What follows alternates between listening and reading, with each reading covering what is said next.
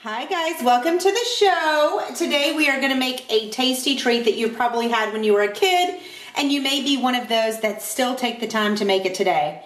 They are called Buckeyes. I'm sure you've tried them. They are like Reese's peanut butter cups that burst in your mouth, but they're in little balls, and you make them yourself. So let's get with the ingredients. We're going to do 1.5 cups peanut butter, 1 cup of butter, and it's softened, melted. It's a little, I melted it in the microwave because I was doing a bunch of them at once for different recipes. So this is a little more melted than I would have done. So soft and melted, it doesn't really matter. I'm going to pop these in the freezer because I'm going to make them at a later date. But we need chocolate chips. You need about 6 cups of chocolate chips. Now I've got probably 4 cups of dark chocolate and 2 cups of white chocolate. I'm going to mix it up. I'm going to dip them in both kinds of chocolate just to make it really pretty. And I think I'm going to roll the white chocolate in red sprinkles just to give it that festive look. We need 1 teaspoon of vanilla, 6 cups, that's right, 6 cups of powdered sugar. And that's all we need. How fantastic. So let's get baking. We're going to start with the powdered sugar, and then we're going to put all the wet stuff on top of it because it's easier to mix that way when you're using a bag. It's really easier to mix that way if you're using a bowl too. So we're going to do this in 2-cup intervals because that's about the size that can fit in here.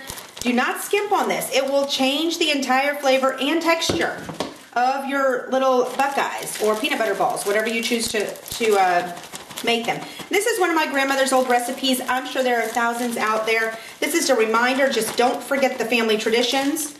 And this is, I'm sure, one of them. A lot of my recipes came from my grandmother. We did Christmas at her house a lot. And I remember all the tasty treats. She was the best baker in the world. Although she would be shocked that I'm actually baking now. So we've got our 6 cups of powdered sugar in there. I'm going to go ahead and add my vanilla. Make this easy. I'm going to add it as I see it. I love using the bag holder, as you know. I can't stop bragging about it. 1, because I invented it, and 2, it really does save your life. It is a huge time saver, space saver, life saver. What am I going to do next? Let's do peanut butter. That would be good. We're going to do 1.5 cups of peanut butter. And I'm going to put it, this is probably the hardest thing to measure unless you already have it like in those little individual cups, which is completely waste of money. In fact, these were buy one, get one free. So I'm going to put the 1.5 cups. I'm just using a little, actually this is to ice cakes, but it's so easy to get it out of here and scrape the edges. So I'm going to put it in here. This is probably the boring part. This is where I should sing a song or tell you a joke, and I currently can't think of anything because I'm so hot in my kitchen. It's Florida, it's the middle of December, and it is beyond hot. In fact, I may have to turn on the air conditioning. And for those that are in the north, I'm really sorry. I know that probably really upsets you. But we were in New York last week. Let's see. Oh no, we still have more to go. And you want to make sure that you've got the full. So try to press it down as best you can. Fill in the spaces. Don't use your fingers though. That's just too much. Unless you have a dog that likes to lick the peanut butter off your fingers. All right, so let's do that. We've got this. We're going to pour it in here. Hello, hello. This is one of those that has, I mean, the ingredients are so minimal. It's not expensive at all. In fact, I bought that big bag of powdered sugar, which I just transferred into a gallon bag to make it easy to serve out of and to store. I bought that for like $2 today. And that's how I thought, oh, I've got to do these, and I'm going to do peanut butter bars. So if you haven't seen that recipe, please go check it out because it is quite tasty. So the last thing we have is actually the butter, besides the chocolate chips. Now, I know you saw those. Those you're going to do last. We're actually going to mix these, this batter, this dough, and I'm going to pop it in the fridge. 1, because this is melted. So I'm going to pop it in the fridge for a couple hours. But this is a dough that you can actually freeze if you wanted to for up to a month, pop it out, and then scoop it into little balls as needed. I love keeping my space clean. So that's it. I'm done. Hello, hello, it's peanut butter. Can you imagine looking at this right now? If I said, oh, here, try this. Would you be like, are you crazy? But imagine this is the base for the best peanut butter dipped in chocolate recipe ever. I don't know if it's the best, but it's really, really good.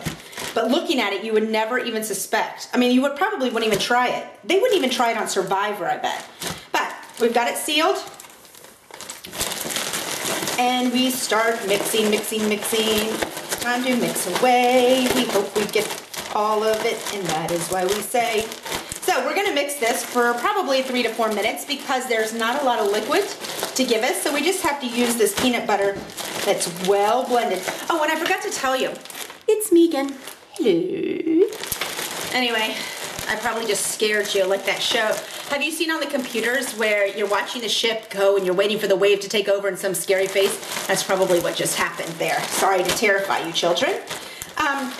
Anyway, you can use crunchy if you want to. Instead of the creamy peanut butter, I like Jif. You can use natural. It really doesn't matter. Whatever fits your family. You can already see. I'm going to try to get it close.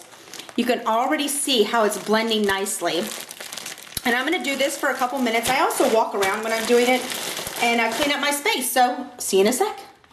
Okay, the dough is done and you can see that the stiffness, it's completely finished.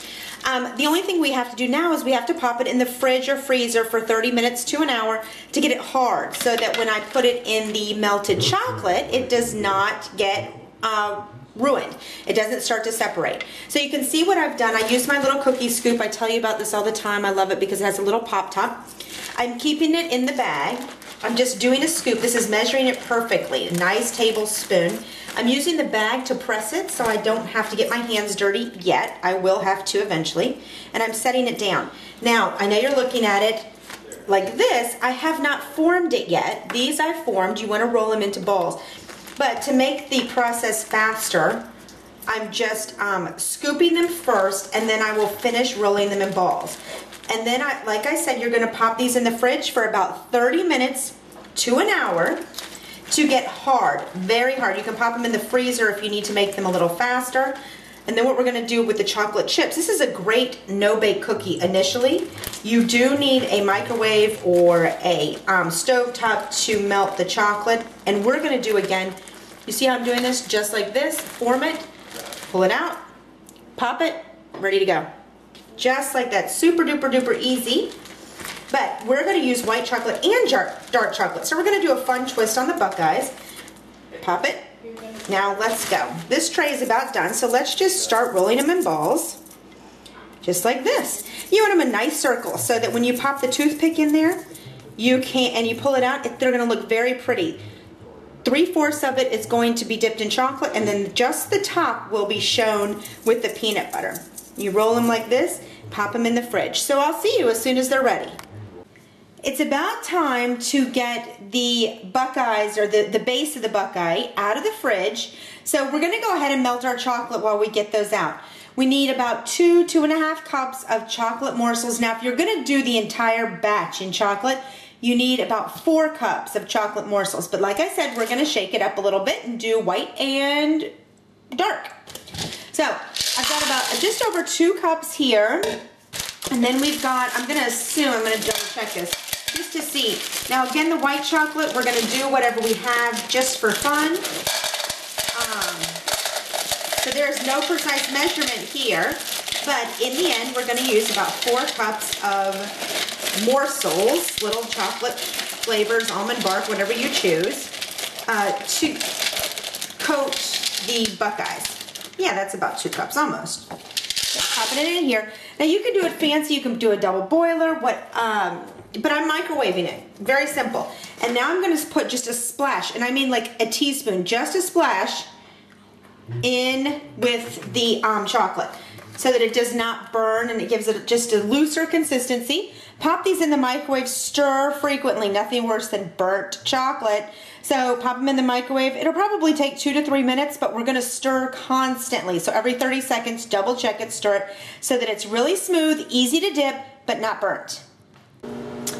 All right, we're melting our chocolate, and you can see how I just dipped one. Basically, you need a couple of things to do this. One, you need the chocolate melted nicely, and you just dip your Buckeye batter, is what we'll call it, into the heated chocolate. Now, you need to do that with either a toothpick, or you can do it with a spoon, or if you're looking to coat your entire Buckeye, a spoon would be perfect because you can just roll it right in there. But most Buckeyes, so that it looks like an eye, are basically open at the top.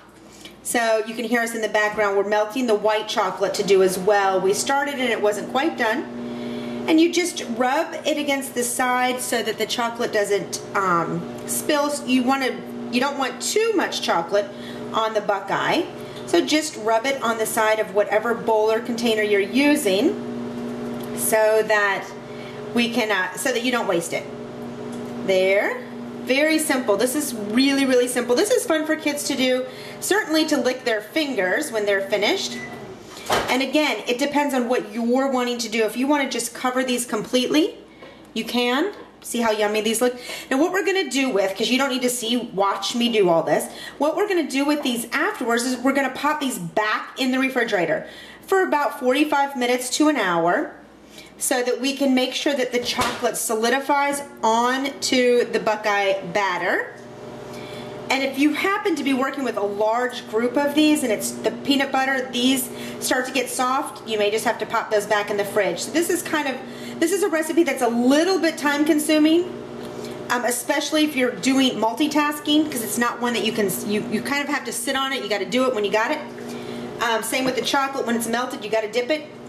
Because you know, reheating chocolate over and over is probably not very good. It's certainly not tasty. And eventually it will burn. But we'll just keep doing these and then we'll do the white chocolate. Yum, yum, yum. We'll see you in a few minutes. Now we're going to do the same thing with the white chocolate. We just got it out. Our peanut butter is definitely starting to soften out here. And of course our dark chocolate is kind of cooling, so it starts to get solid. So this is one that I cannot take a break and go see what's on television or even fold a load of laundry. I got to get it done right away. So you can see that we're just doing these. And the beauty, what's fun is using these two colors is if I want, what's left is I can drizzle the white on the dark and the dark on the white. So it's just giving a new twist to an old favorite. Again, it's all about fun and excitement for you, whatever your family enjoys.